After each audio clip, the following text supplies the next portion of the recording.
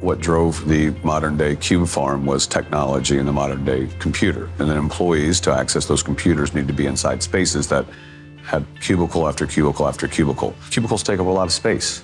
And through economic changes, recessions, just factors in the environment that changed, companies looked, rightly so, for opportunities to maximize their real estate portfolio. And by looking at that, it's how does the cubicle footprint potentially shrink to support that work, as technology also was shrinking at the time too. But then what do you give back? You still need meeting rooms, you still needed your break areas and these type of areas. And so that's what the modern day workplace would change into. So the future of space, the future of real estate, there may be a shift in what we do inside of how commercial real estate performs inside of central business districts.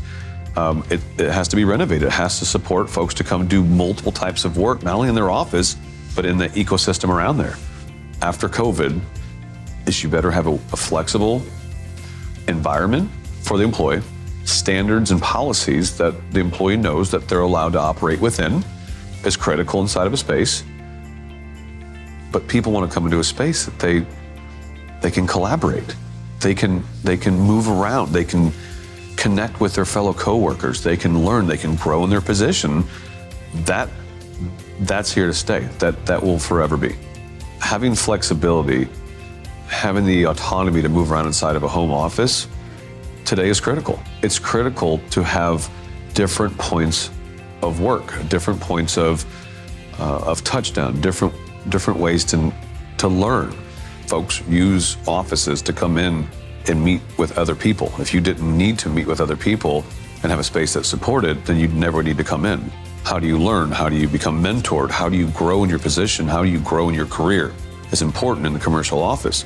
Everybody before the pandemic was trying to understand, what percentage of private space or collaborative space or open plan do I need to support my business? The difference today is nothing.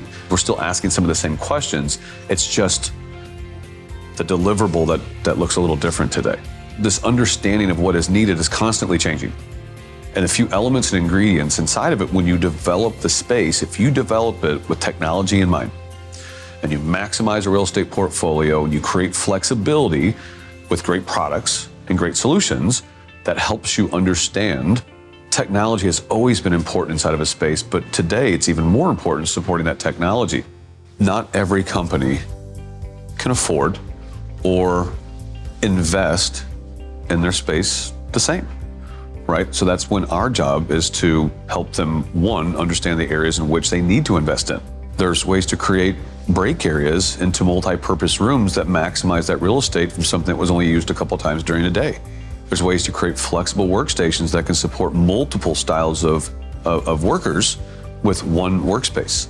There's ways to create rooms that can support different styles as well. Every organization has business drivers and goals.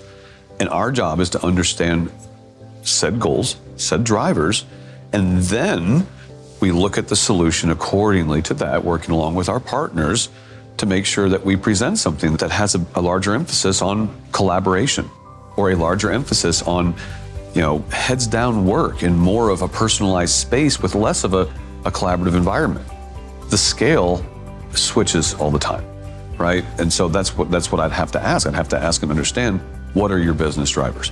And our job, our opportunity is to help create a much more specific solution for that business. I think more than ever. I think the time is now with our experience and our employees and our scale, our scope of what we've done, who we are, to be able to dig down and understand the direction and understand those needs.